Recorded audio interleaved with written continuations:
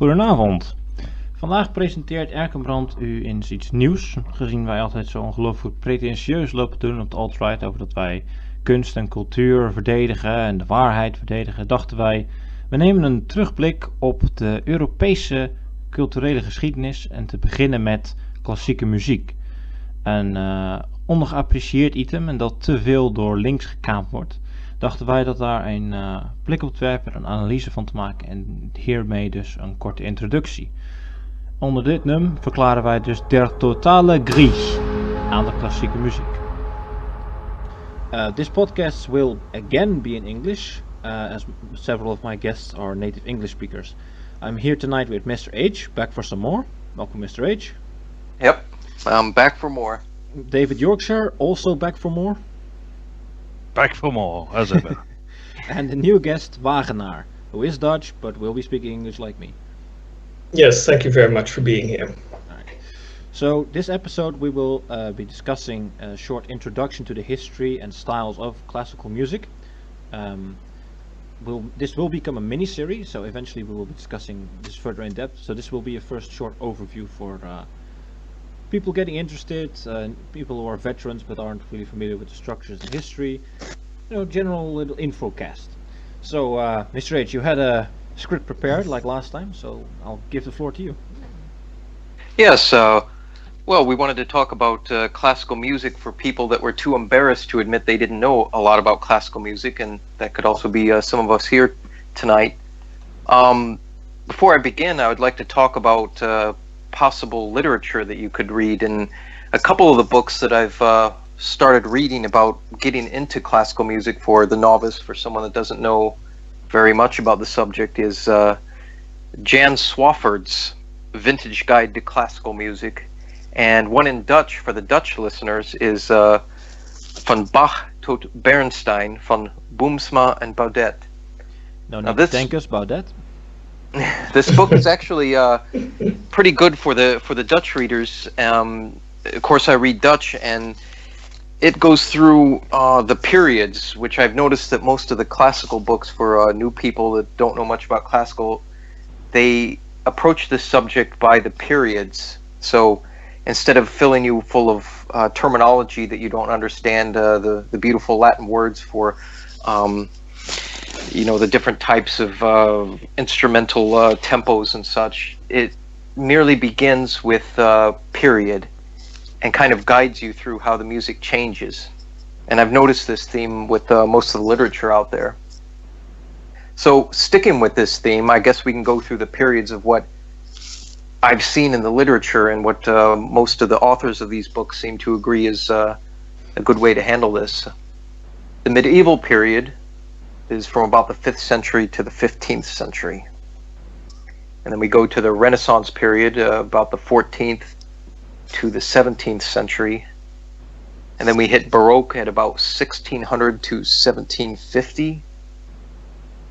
And there we transition to classical period of music from about 1750 to 1815. Now this 15. Is the period, 1750 to 1815. Okay.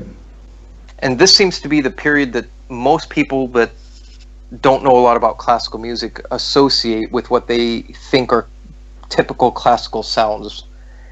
For one reason or another, this just seems to be what is typical for the ear.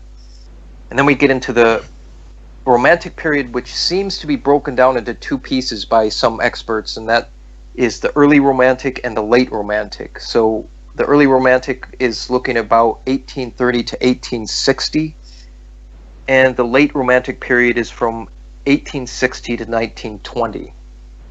And the last period that we have, according to these sources, is the post-Great War years. So that's, of course, 1920 to the present times, so what we consider modern classical music.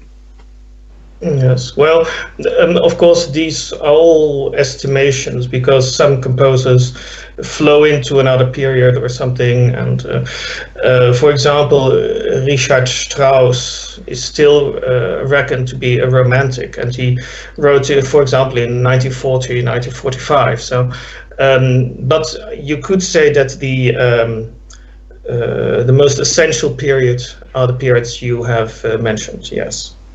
And that's exactly what you said. Was with the Renaissance. It's hard to date exactly for music because the trends started in different areas in different times. So it seems that some music was still stuck in medieval times, and the Renaissance, of course, began in Italy.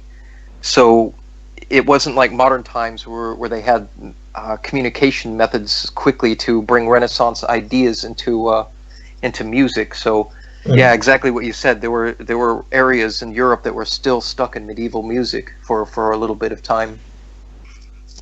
Yes, it is. It has also got to do with, you might say, the personality of the composer. For example, Edward Elgar, an English composer, he wrote, well, 1930, 1940, and he was still very much romantic. So that also plays a role. Well, in general, you get a comeback of romanticism at the beginning of the 20th century anyway. It's the same in poetry. You get the what were called Georgian poets in Britain, and they were called Georgian poets because it harkened back to the Georgian period, to the Romantic period, and of course the Georges who were on the throne at that time. So you do get a comeback of romanticism. That is true. So do you think there's a lot of blending in these periods where, for example, in maybe the classical period, you had someone returning to medieval style of composing music, or have these flows pretty much been across the board general? Well, not, if I may. You see, especially during the Romantic period, that people harken back to the Middle Ages. So there's certainly a harkening back to that time, yes. But of course, the music that they write eventually is not medieval. For example, Verdi, he used a lot of Gregorian for his opera Aida. So that's quite interesting. He writes an opera about Egypt, and he uses modalities from the European Middle Ages. Excellent, and that brings us to the medieval period, which is the first period that we wanted to speak about. A lot of people hear this word medieval, and just to break the word down for people, it's has a Latin origin, as with a lot of words. It's avum, which means age or era. So of course we have middle avum, middle age is medieval. The word only started to be used about the 19th century. It doesn't appear to show up earlier than that. And this is about from the end of the Roman Empire to the Renaissance. So just looking roughly at the times since the Roman Empire fell to when the Renaissance roughly began in 1475 is what we would consider a medieval period. The Crusades, of course, were in this period, and we have Crusader music, and of course maybe some of you have heard of the troubadours. They were sort of a traveling warrior poet class, and their music was very lively and romantic, actually. And this is, of course, the era of the Gregorian chants, possibly named after Pope Saint Gregory the Great, although there are some disputes about the origin of this. Well, he compiled a lot of the music that was available. So he was really a great reformist pope, you might say. He had a lot of influence on the liturgy of the church and its structure. So we could say that this is a good summation of where Gregorian came from. It's quite accurate, you think? Yes, I think so. The first sample piece that we have is Adorate Deum, adore God. I will play it now.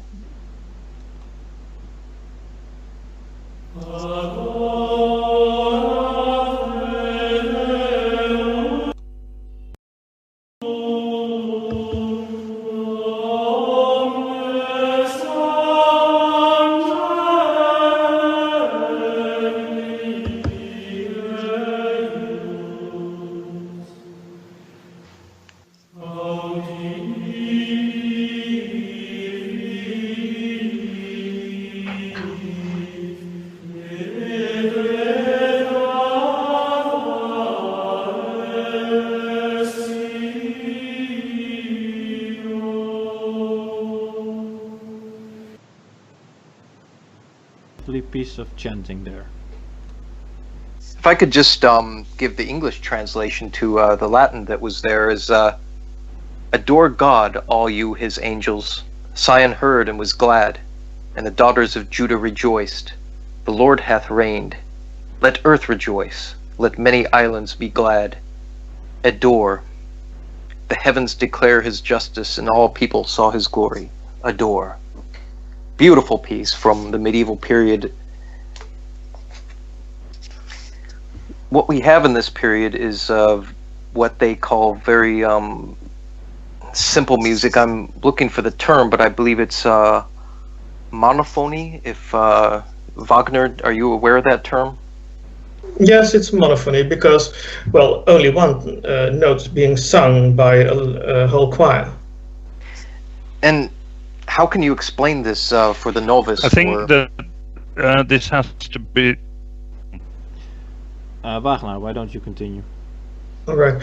So what we see over here is, in fact, it's sung by a choir, but they only sing one note. And but it's not really simple music in this sense that if you look at the scales they use, they have 8 different scales. And we, in modern music, only have 2 scales, the major scale and the minor scale. So they had a lot of variation possible because they used different scales for different occasions. So the music is not really simple, but its complexity is somewhere else. You don't immediately hear it when you're listening to it. Okay, that's a good explanation, because for calling music like this simple, it doesn't really do it justice for the beauty of it and for the tones that come to your ear. It's almost absurd to say such a thing. So when you explain the structure of it in a more technical term, then I guess we can appreciate it more. And instead of thinking that it was simplicity like a baby step bringing us to different musical periods. No. It's really the result of a long development from Greece, from Syria, and especially the way they use a lot of notes on one word makes it quite interesting and quite complex, I must say. So it sounds simple, but in fact it isn't. And especially, as I said, with the different scales, you get a completely different mood if you use a different scale. So it's, for example, very interesting to learn about what they thought about moods and what kind of scales they used. We all know, for example, that the minor scale is a little bit sad, and the major scale is really uplifting. So they had a lot of subtlety in the music, which is not immediately apparent. So with the introduction of written sheet music, you were mentioning Greece, and I know that in the 6th and 4th century that the Greeks had a form of written sheet music, and also the Byzantines had a sort of music. What do you think was what happened in the medieval period with the sheet music and the notational structure that was used? Was it completely changed from what the Greeks and the Byzantines had given us in those previous times? Well, we don't know much about classical Greece. There's not that much that we can find. The music was mostly, passed on through simply hearing the music and copying it. It's only later on that they developed their own system of writing. And so about 1100, you see that it's all put together, and all the monasteries get more or less the same kind of music. So it's really, but it's really the result of a very long development. Now, this piece that we listened to, Adorate Deum, is based on Psalm 97:6. Would you say that most medieval music was based around Christianity, or were there people that were willing to sway a little bit away from religious themes in these times? Well, there was a lot of other music, of course, but we do not have all of it written down, because, of course, the church was the place of learning. That's where people could write. So it's simply a matter of what's written down that determines how much we know of music of those times. But we do know, for example, in the 13th and 14th century, we have a lot of non-religious music that's also written down. So, and of course, that has also been developed in the ages before. So you can say there was also a lot of non-religious music, yes. I think that a lot of people assume that music of these periods was completely religious, but it's interesting to hear that something else occurred in these times. Yes, because we also have the instruments of those times too.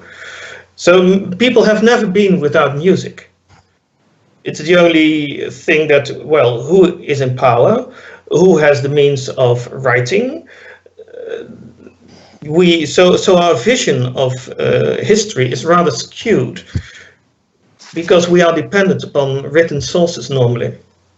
Yeah, and as we know, in these times, it was mostly as you said, the places of learning were the church and the language. The monasteries especially.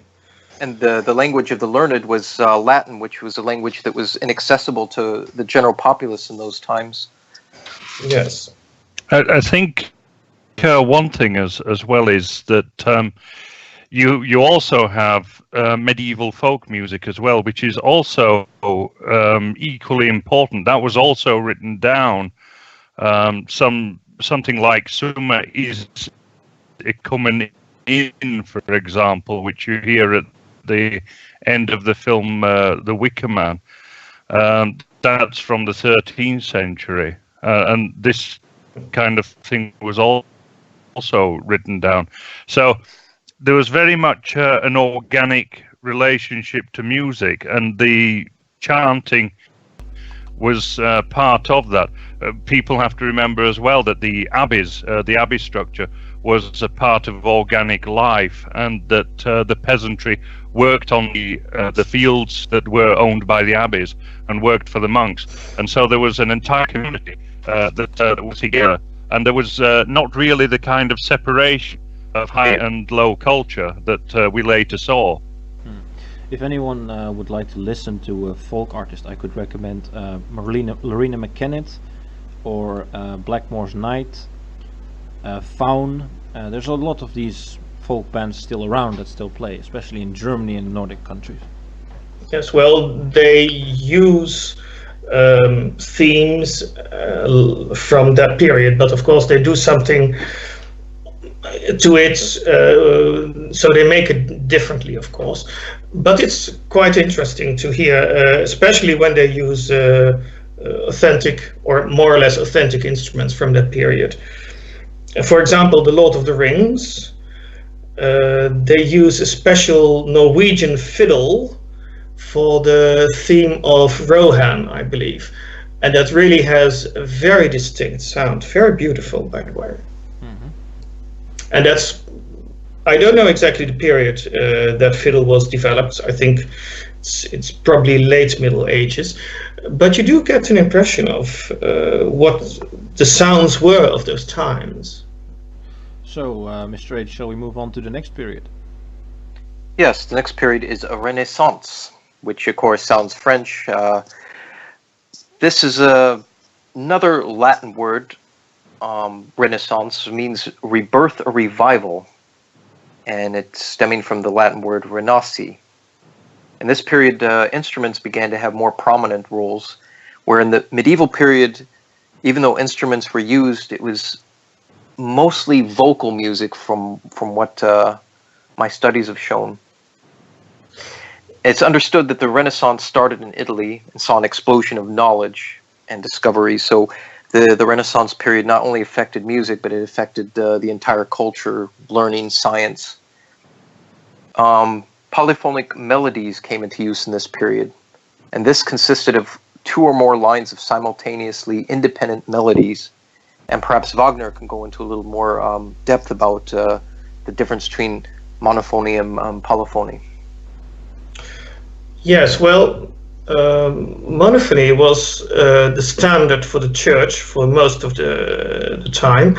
In fact, the Catholic Church was rather opposed to polyphony because they thought it was too sensuous. The devil might get into your heart by listening to that kind of music, and it is said that the Miserere of now I forget his name. That's terrible. Allegri, yes. Allegri, yeah. Was composed to convince the Pope that this music could still have a really religious function, and it was not from the devil. So it was really some time before the Catholic Church accepted it. Shall we play a sample of Miserere? Yeah, excellent. Yes.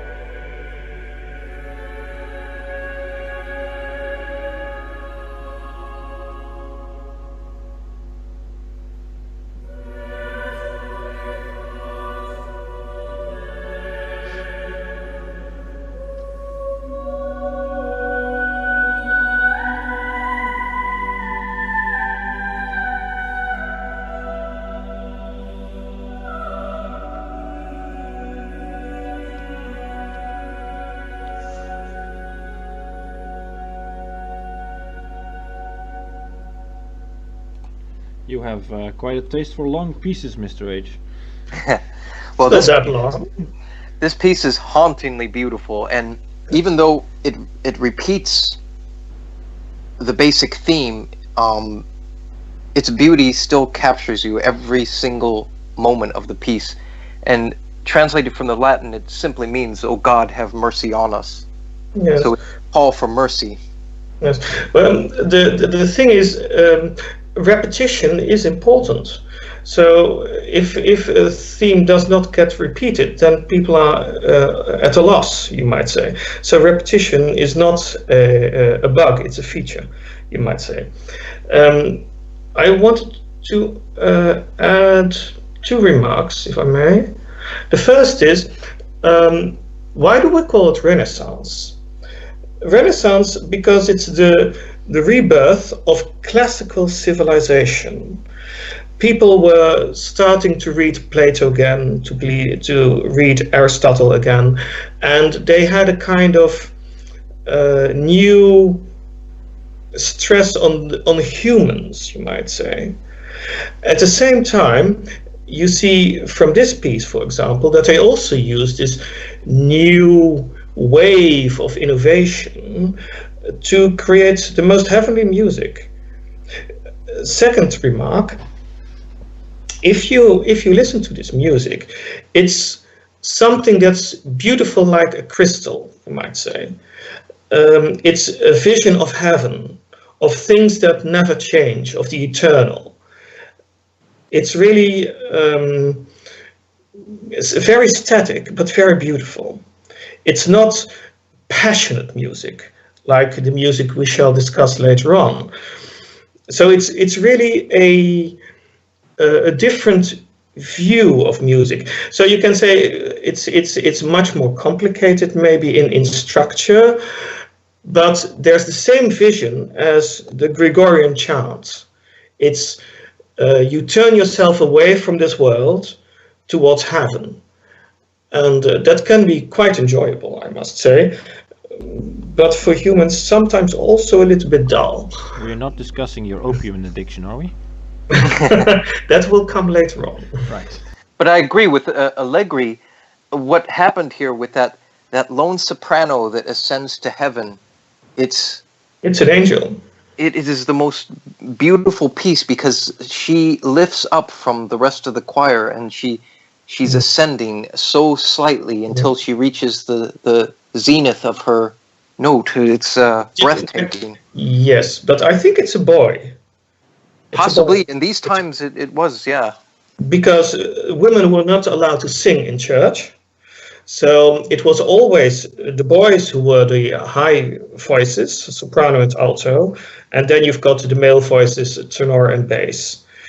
And I must say, for this kind of music, the boy soprano is much better suited than the woman, because a woman, if she sings, has a lot more vibrato in her voice, a lot more quivering, you might say.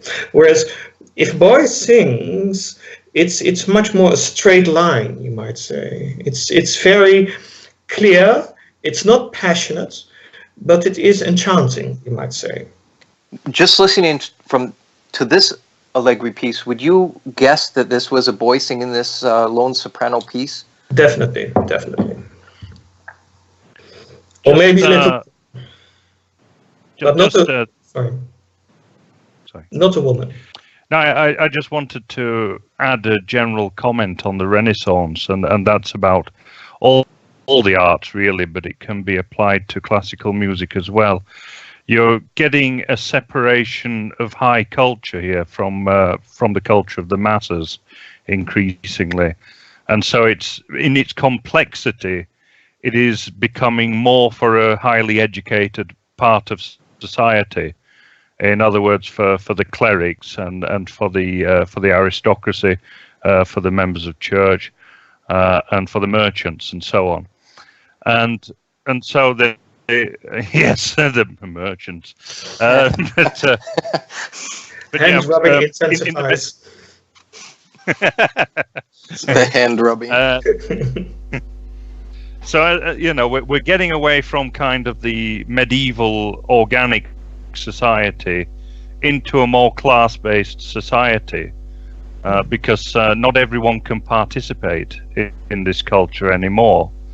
And so that's something that I've often found interesting. You get it, for example, in theatre, where you move away from the outdoor theatres into smaller private affairs.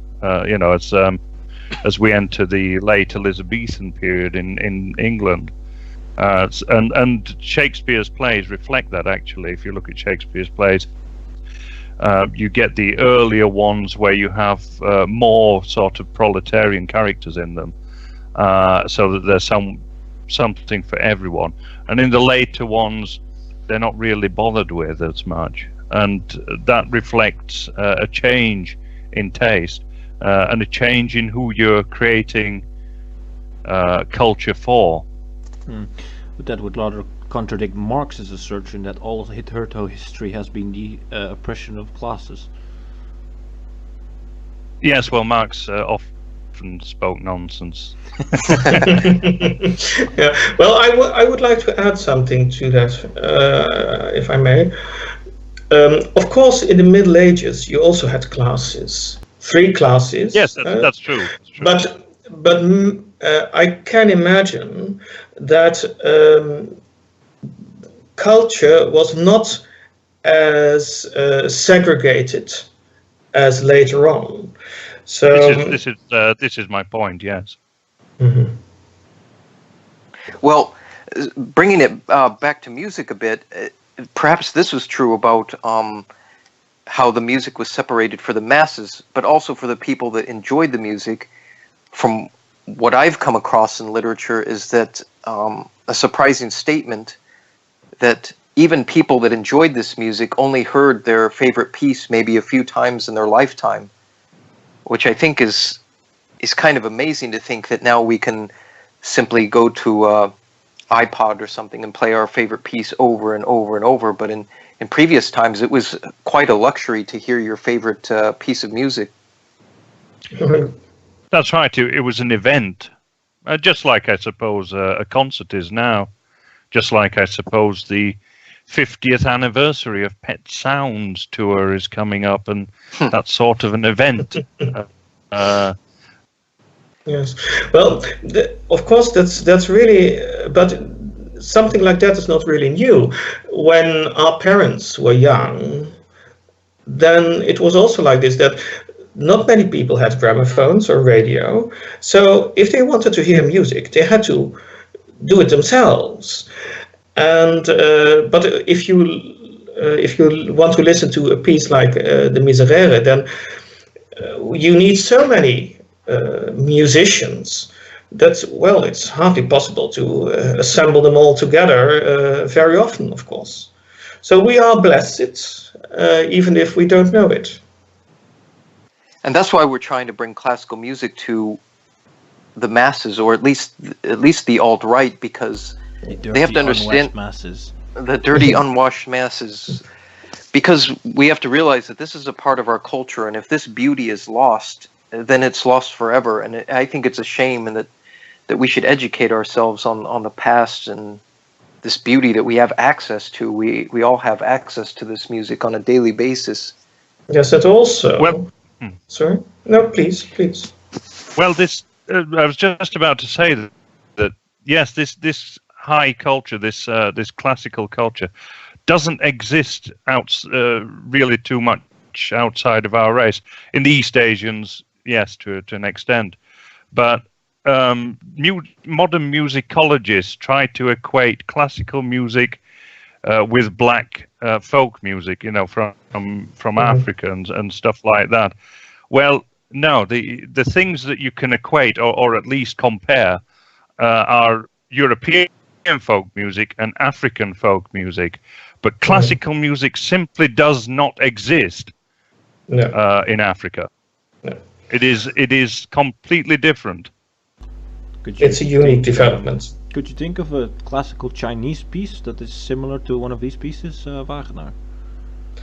Well, there's the Butterfly Violin Concerto by a modern Chinese composer, and there are some Japanese composers, but they compose. I mean more a historical piece, because obviously there may be modern composers, but their influence is likely also European.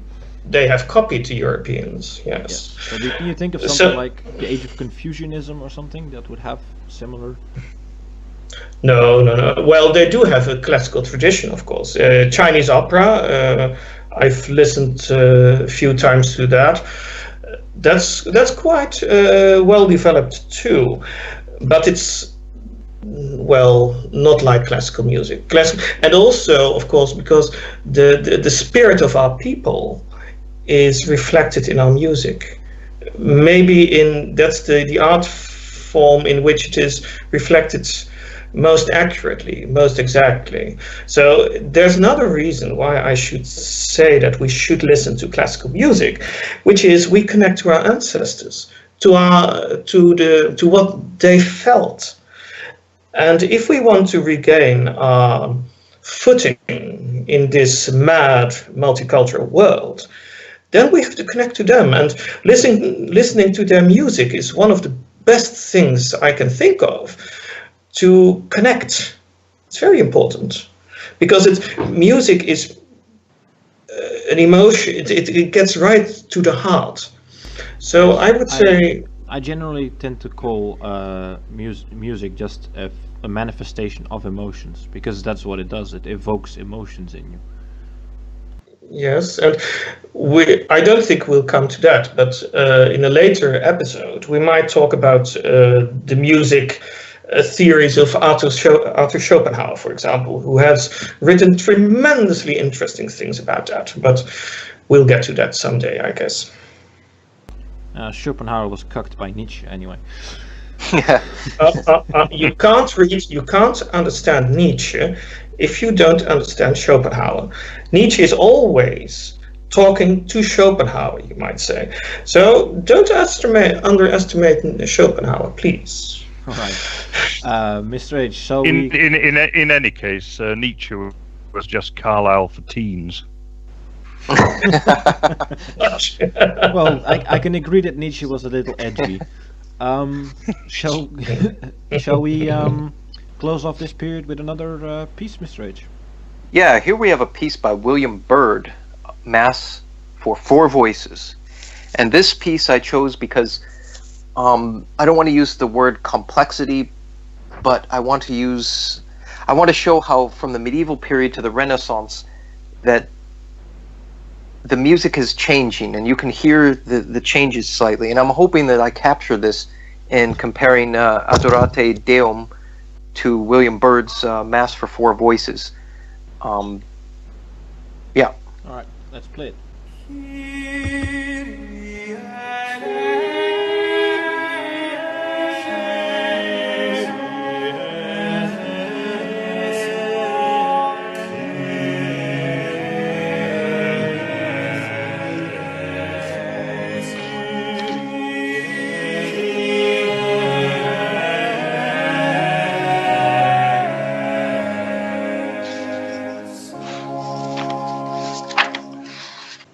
Now, if I remember correctly, Byrd was called the father of English music, if I remember correctly. So he's an important figure in classical music. And the Mass for Four Voices contained a soprano, alto, tenor, and a baritone. And as for the structure, I believe it's also polyphony, but I'll ask Wagner here to back me up on this if he believes. Yes, definitely this polyphony, yes. So this piece, as I said, we were trying to show how the music is changing between the periods. And for the listener, these are just small samples, of course, and we're trying to give the basic impression of the period. Of course, to really understand the period, you'll have to listen to multiple pieces from composers from different countries. Yes. Well, if I may, I would say just follow our suggestions and simply listen. Try to feel it. And then, of course, you can read a little bit about it, and then you go back to the music. Because it's my opinion that you have to feel the music if you want to know what it is like. So we have some show notes, I guess. Yes. So we can put our pieces into the show notes, and I would very much recommend people listening that they would just listen to it and enjoy it, and listen to it a few times so that you get used to it.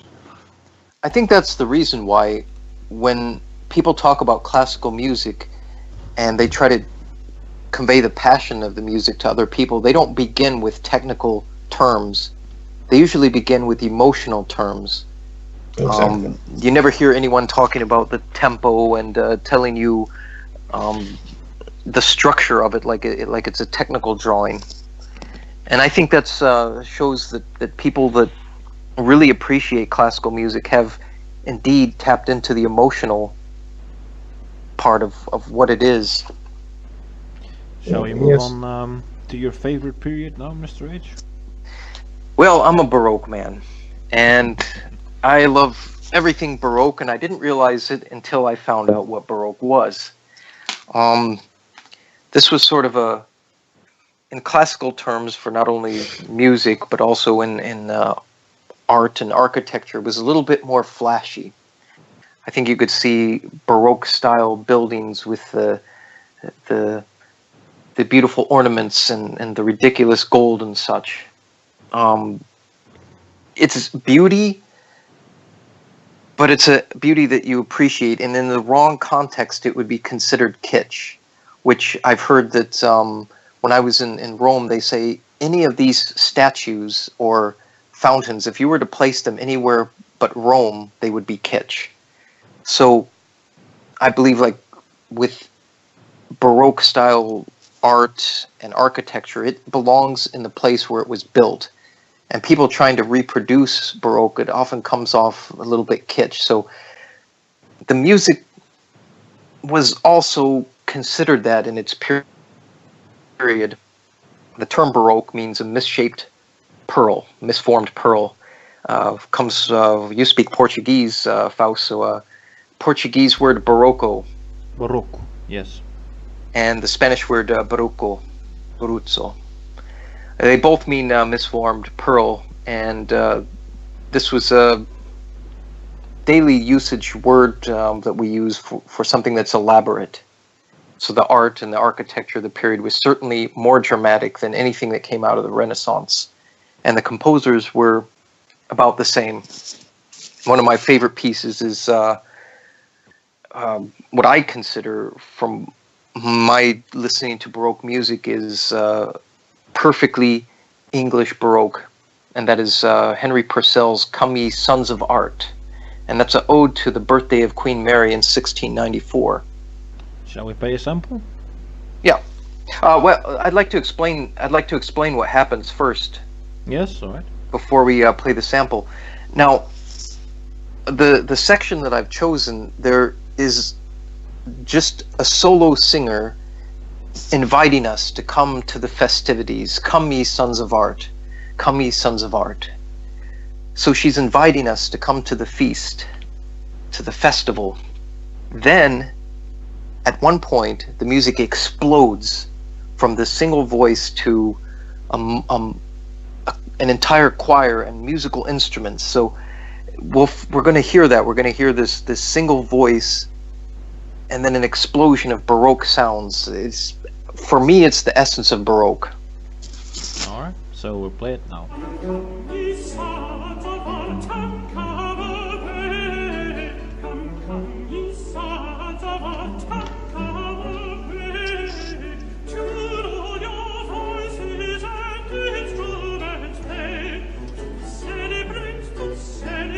This triumphant day, tune all your voices and instruments play, to celebrate this triumphant day, to celebrate this triumphant day.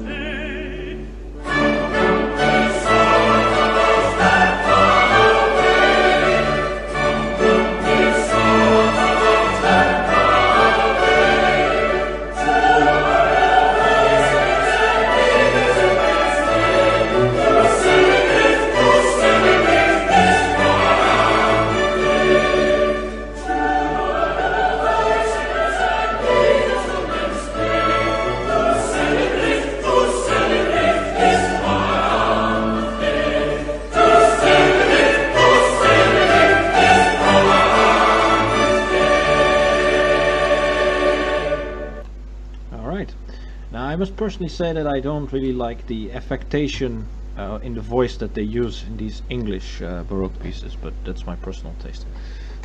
Well, this is for a queen, so it's not like the elocution is going to be spared. And actually, I like it. I think it has to be a little bit nose up attitude with this. I mean, after all, the people that were probably hearing this piece in 1694 were the upper classes of the English royalty and such. So I think they could afford to have this attitude in their music. And as we heard in this piece, this is what I really liked about it. As I said, the explosion of sounds. We hear choir, we hear instruments, and it's just a festivity that is just started. Yes, it's really royal music, you might say. And about the affectation, Fausto, I do not really agree with that, because if you listen to opera, then you have a use of the voice which is much more with effects, you might say. In Purcell and earlier music, you are using the voice in a way that's rather the tone is rather straight, you might say, and so it resembles a little bit of a harpsichord, you might say. Harpsichord is rather dry tones. So I love this music too. It's a little bit more emotional than the Renaissance, what we have heard just 10 minutes ago or something. But it's still kept in check, you might say, by a feeling of form. So talking about Baroque, there's two different words. You have Baroque and you have Rococo. And Rococo is really then the forms become really wild, you might say. But Baroque is still rather balanced, you might say. So this piece of Purcell has definitely a relationship with Allegri and the things of the Renaissance. There is still this idea of balance, of light, of heaven, you might say. But heaven has become a little bit nearer to earth. Now we're talking about the royal court, you might say. So, but I do love it. And it's, strangely to say, it's typically English in our perception somehow. It's the English did not participate so much in the later periods, especially not Romanticism. So it's to our feeling, it's rather stiff upper lip, you know, beautiful, very beautiful, but not too emotional. Well, the formal singing of the British national anthem is also in this style, the Rule Britannia thing. I just don't like it really. It's not to my taste, but I'm not a huge opera fan either. Mr. H is a Baroque fan. I'm more of a late Romantic sort of fan. Also, in this same piece, there's a very English-sounding piece in the middle where it's called "Sound the Trumpet," and the voice is exactly like you and Wagner are talking about. The voice is very straight, and the comparison to the harpsichord is excellent, because when you hear some versions of this piece, I'm English. Yes. Please give your comments. Yes, give your comments on Purcell. We would love to hear what you think of this ode to Queen Mary's birthday. There seems to be some trouble with the connection. Let's try to get Mr. Yorkshire back here. Well, the next piece that we were going to go over, well, actually, before we move on to another sample, there are so many names that we cannot leave out in this period, but of course we don't have time to sample all of them. We have Johann Sebastian Bach, for example. Yes, so we have Claudio Monteverde. We can't forget Monteverde because he was considered the inventor of the opera. So to not even mention him in this would be showing our complete lack of knowledge and doing a disrespect to the entire Baroque period. Can you hear me? Yes, sir. Hey. Mr. Yorkshire, you had some comments on Purcell. Yeah, it was just to say really that I do find it quite genteel and overly so. I'll be honest, I think it's quite affected. And for me, this shows the bourgeoisification, if you like, of the aristocracy. that they've moved away from their medieval function to kind of people of court and solely of culture rather than of being the head of the armies and things like that. In fact, if you look, there aren't many reigning monarchs now who lead armies in this period, and so they've gone off to a different function, and I think that the music reflects that. Mm-hmm. It's definitely not warriors' music, and you can hear the it has a beauty to it, but it is an opulence that isn't grounded in anything that's based in struggle. Yeah. So although I appreciate the complexity and everything, equally I see it as moving to a sort of effete aesthetic, and I think that is quite dangerous actually in a culture. Mm-hmm. But don't you think it is a reflection of the social structure that, well, there was not much use for the aristocracy anymore? Probably. Well, I mean, there were still wars to be fought and everything. So don't forget that, of course, John Sobieski led an army in this period. Yes. Kind of defended one of the cultural vortexes. We'll come to that when we get to the classical period and talk about Viennese classicism. Yes. But certainly there were many of the royal houses that had pretty much forgotten their function, I think. Yes. Well, probably you're right over there. But also the other aristocrats didn't have much of a function anymore. For example, in France, the centralization of government meant that only the king and his advisors were really ruling. So the aristocracy was really something like an ornament to the court. It didn't have any real raw power anymore. So I agree with you. Maybe that's the reason why they were looking for, well, sophistication too much sophistication, you might say. It reminds me of a small anecdote from the French Revolution, where the aristocrats that were being executed by the guillotine were discussing amongst themselves how they could lay their head as elegantly as possible on the guillotine. Yes. You know? Yeah. That's so right, yes. You have a point over there, I guess. Well, the music, we can appreciate it now, and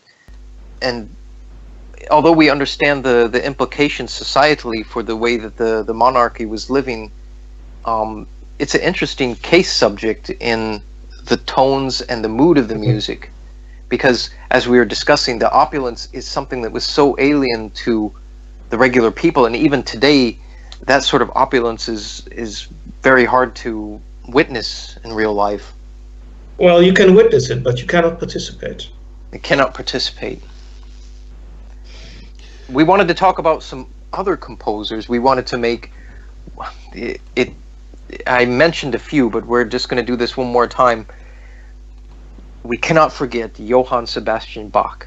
We cannot forget Friedrich Handel. We cannot forget, Vivaldi. We're going to play a piece here in a bit, and Claudio Monteverdi, considered the inventor of the opera. Yes, when you said to me at the beginning of the podcast, David Yorkshire's back, I was almost tempted to say, "I'm Bach." But I didn't. I'm glad I didn't say that. But you just did. Yeah, but he saved it for later, towards the end of the... I imagine that these names are more well known and to people that are novices to that are new to classical music. So what we tried to do here a little bit was to bring well-known composers to people that understand classical music, but lesser known enough that we can introduce some more sounds into people's audio library of classical music. And play the piece? with yes, well, what I'd like to explain what's going on here in the piece just a little bit, at least the first part. Now, Vivaldi's music for the seasons, they tell a story, and the instrument sounds tell a story, and he does this brilliantly. In the winter piece that we're going to play, for instance, is when the winter starts. Of course, you have a trembling, a chattering of teeth, and that noise is brilliantly captured in the violins, and you'll hear this, as well as driving winds, winter winds. You'll hear. Mhm. You'll hear wintry sounds that are directly related to the feelings that you're supposed to get from this season. And this is what Vivaldi does with this music, is when you understand the story behind the sounds, you can close your eyes and you can put yourself in that season. So even if you were in the middle of summer, you could close your eyes and listen to Vivaldi's Winter, and you would feel the winter period. And Wagner, when you're talking about feelings and emotions, and this is what I get from Vivaldi when I understand the story behind the music. So And when if we play you're, the piece, Yeah. well, we're going to play the piece here. So you'll hear in the first portion, you'll hear the violins, and it's supposed to represent the chattering of your teeth from the cold, and then you'll hear another slight piece, which is supposed to be the winds. I want people to just take the piece, read what is the story behind Vivaldi Winter, and try to feel the emotions behind it and what's actually happening in the story for every season. Okay. So let's play the piece. So if you're in a snowy area, grab a cup of hot chocolate milk, sit in front of the fire, and enjoy some Vivaldi.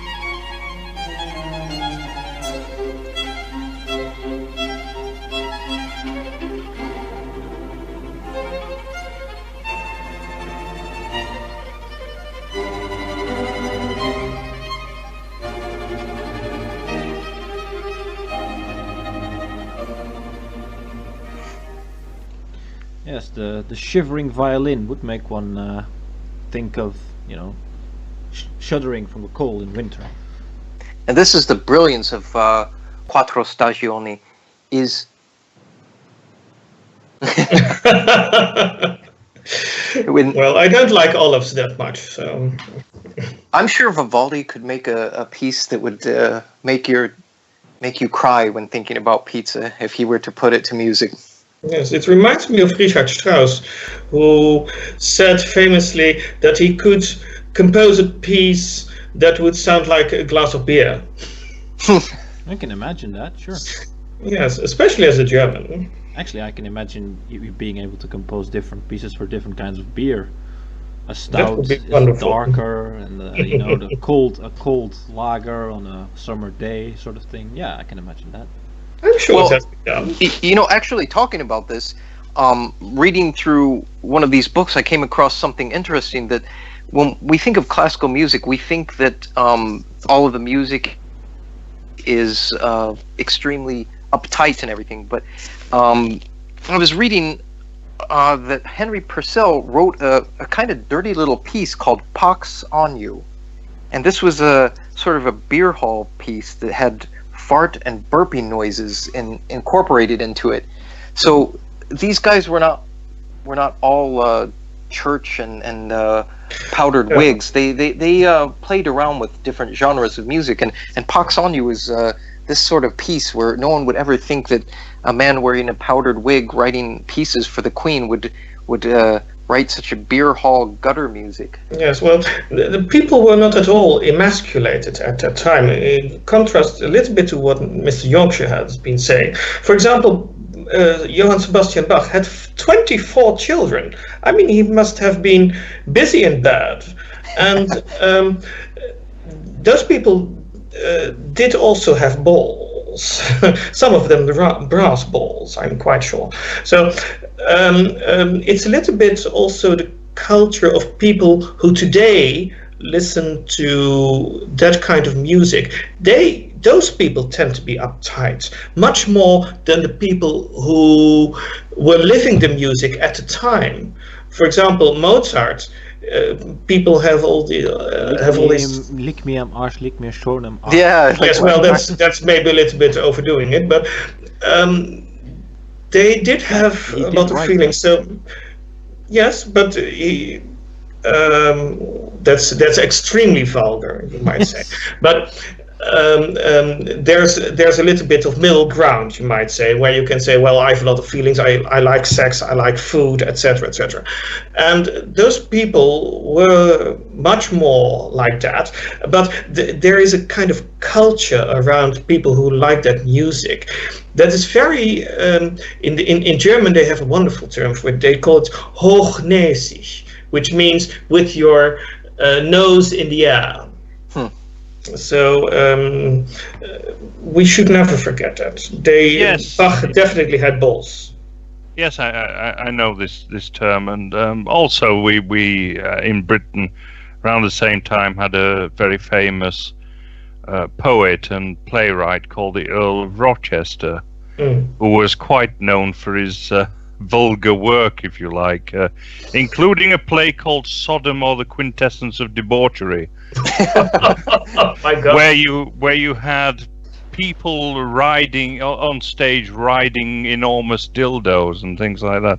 I don't think it was ever actually performed, but definitely not a school play. no. No, you used to get hanged for sodomy in the United Kingdom before 1965. Well, that was only if you were not careful. And Just do it. Just do it in the back door. Exactly. that was brought in when was it? The 1890s sometime, about 1895-ish. And that was actually the criminalization of homosexuality was because of the pederasty that had been going on by the upper classes. So that and Oscar Wilde was actually tried under that act. Yes. That's what he was actually prosecuted under. People forget actually that he wasn't just a homosexual; he was a pederast who played on young working class boys. Yes, didn't he had this lover, a duke, I think, of some sort, who later became an extremely conservative person. Oh yes, Bosie. Yes, that's right. Yes. Lord Alfred Douglas. Lord Alfred Yes, Douglas. exactly. That's right. I actually published some of his poetry in the last issue of Mjolnir magazine, but they hadn't been published for over 70 years because he said some rather nasty things about the Jews. So Well, in fact, I thought he was even the translator of the Protocols of Zion Oh wow, that's to English. Yes. from the Russian to the English. He did that. Yeah.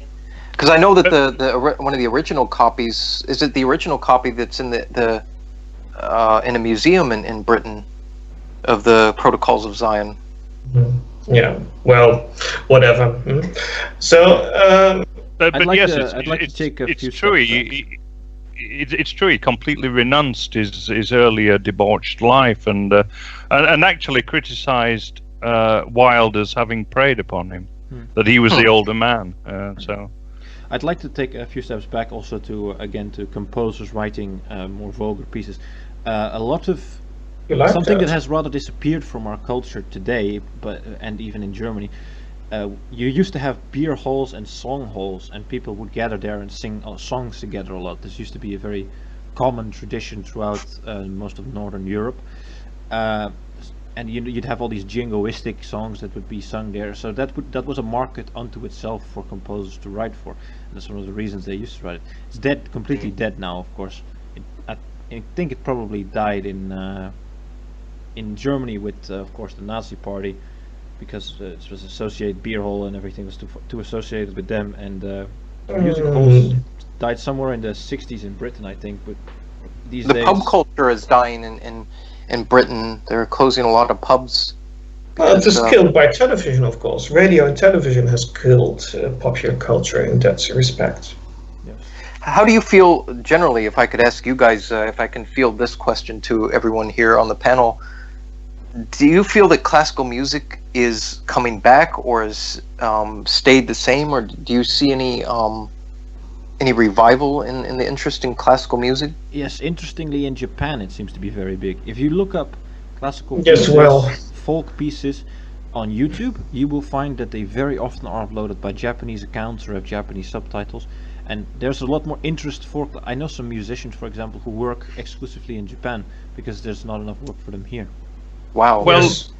well, the other thing about classical music is that it's become a part of Gesamtkunstwerk, if you like, because it's become a part of film, and so it's become an intrinsic part of that. We've got very famous composers like Ennio Morricone and John Williams and people like that. There's even a famous composer now. Well, he's just got famous, and I've forgotten his name actually, but he's composed for a computer game called Skyrim, and Yes. and that's won quite a few awards for its music. So actually, classical music, I think, is coming back to the masses, which is interesting. Now, do you think you'll ever see a day in the UK where you see a boy racer pull up in his souped up Japanese car, and he rolls down the window, and instead of blaring rap music, you'll maybe have some Henry Purcell or some Bach or... Well, the problem is, it's at the moment it's very much a class thing. So I hope that a lot of people listening to this broadcast will dive into classical music. But what you see is it is still a matter of the upper classes, higher middle class and upper class. So. Well, Of course, if we make classical no, music an if- alt-right thing, we can take it back from them because it will be associated with those dangerous right-wing extremists, and nobody would want to be Well, associated with them. Well, maybe, but the thing is, of course, we at Erkenbrand, we also want to reach to the higher classes. So for us, it's not so much of a problem. I think we can tell people, well, listen to that, you will reconnect to your ancestors. But for the lower class, it will be much more difficult, especially because classical music at the moment has such an aura of the higher classes. I hope they will try and listen to it.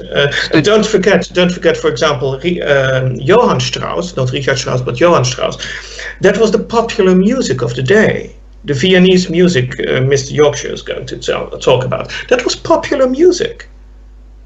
So it is possible, and a little bit with Johann Strauss and the Viennese music, you can experience that. For example, the New Year concert is quite popular, I must say.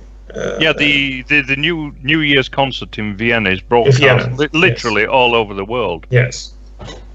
Yeah, but I don't. Of course, any classical performance will still fill a hole, but I think the point is that it isn't pop culture thing. It's what you say, Wagner. It's very perceived to be a very snobby thing to like classical music. Well, it should just be a very common thing if you are into music at all. Well, I think we should be snobbish in a good way, rather than it being a kind of financial snobbery. In being a cultured snobbery, we should be snobbish in that sense, and we should look down upon people Rap music. who are yes, exactly, especially rap music, and hip hop and all these things. Yeah. Still- And Is that the negrification of our culture or just degeneration? Well- I think it's both. Well, this is what I agree with you with, is that we have to decouple this from just being for, well, let me put it this way. The masses should have access to this because there's no excuse for not having access to it now. So the people that are not autodidactic enough to look for this stuff, to understand culture and music, it's actually their own fault in this period, because in previous times it was only available to people that went to the best schools, that were introduced to classic literature, introduced to classical music. But in this era, there's no excuse for it. It's free and it's everywhere. That's right. I mean, one of my remits, as I see it, is to educate people into culture. And I think that the people on the alt-right who have that kind of knowledge should see that as their remit.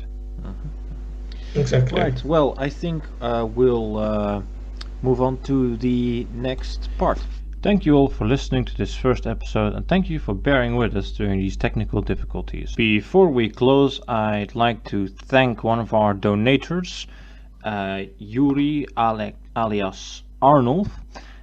He donated a decent sum of money, and thank you very much for that, Arnulf. It was a reference to the 80 Years' War, so in some kind of reference to that, I suppose I'll say fuck Podemos.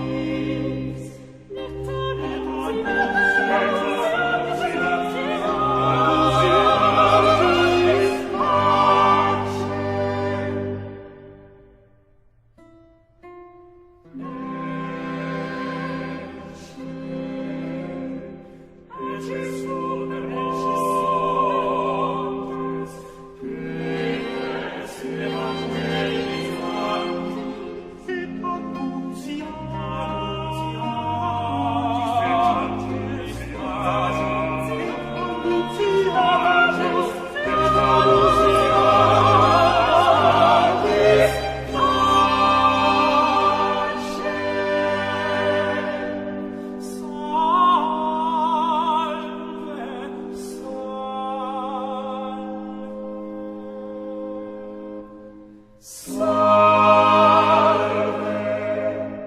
salve.